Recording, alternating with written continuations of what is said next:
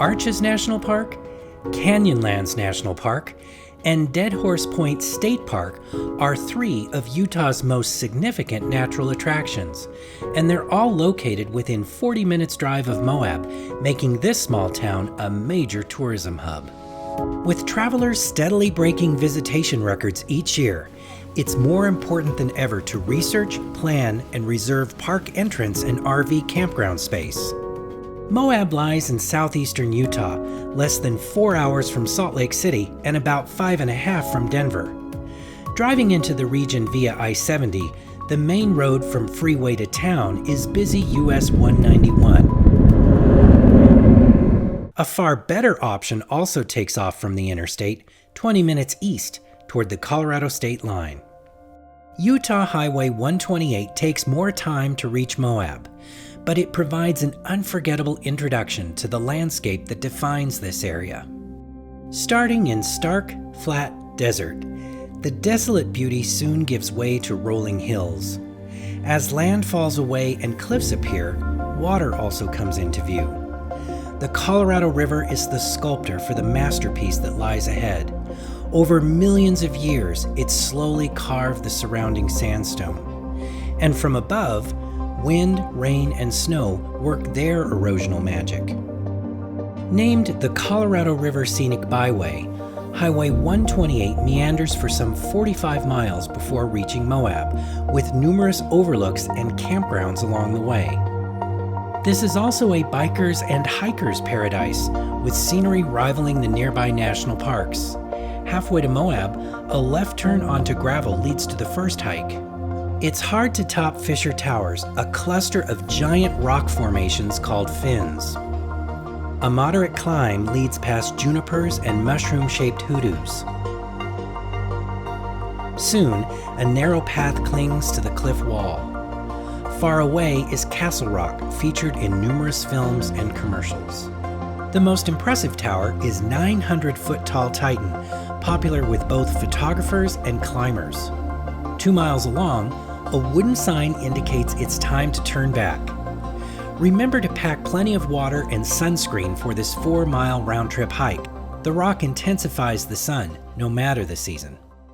Back on the Byway, the narrow road continues to parallel the Colorado River, where numerous outfitters based in Moab run rafting trips and rent water sports gear. The opposite shore marks the southern boundary of Arches National Park. About 6 miles from Moab, the road reaches another notable hike. Grandstaff Canyon starts with an easy walk along a creek.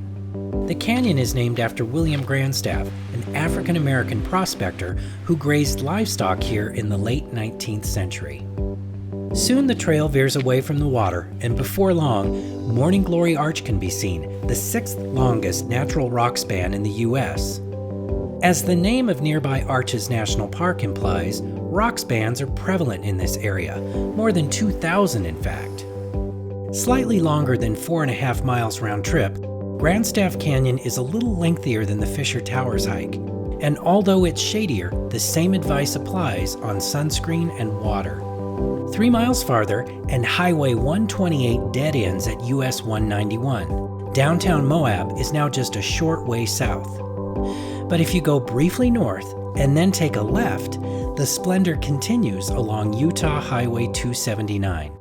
Called the Potash Lower Colorado River Scenic Byway, this short route is just 17 miles long. On this road, river lies to the south and rock to the north. In fact, the sides are so sheer, this section is called Wall Street, a favorite with climbers. It's also been beloved by artists over thousands of years. Look for a small parking area across from the cliffs, and then gaze high where several panels display Native American rock art. These archaic and Fremont Indian petroglyphs range from 700 to 8,000 years old. And while their exact meaning isn't known, it's obvious indigenous animals were important, such as these depictions of a bear and bighorn sheep. Another byway highlight involves a much shorter hike than the previous two. A parking lot to the right, and then a moderate 1-mile trail, including a ladder, leads to the spectacular Corona Arch, as awe-inspiring as any one of its peers in the neighboring national park. Plus, it's a double bonus, as Bowtie Arch lies a short walk away. Back in the vehicle, more scenic views of the Colorado River await, as well as rock formations like Jug Handle Arch. The byway ends when pavement turns to dirt. Whichever direction you choose to drive along the Colorado River, attractions abound, an important consideration in a region where tourism is booming. In fact, Arches has become so busy, the national park is now requiring reservations during peak visitation, April through October. Because crowds are hard to predict, be sure to make campground reservations early and keep Corona Arch, Grand Staff Canyon, and Fisher Towers as alternate activities. Moab summers can be extremely hot, and spring and fall are mild. The least visited months, November through February, are far less busy, but snow and ice are always possible. For in-depth profiles of Arches, Canyonlands, and Dead Horse Point, stay tuned for these drives, coming soon.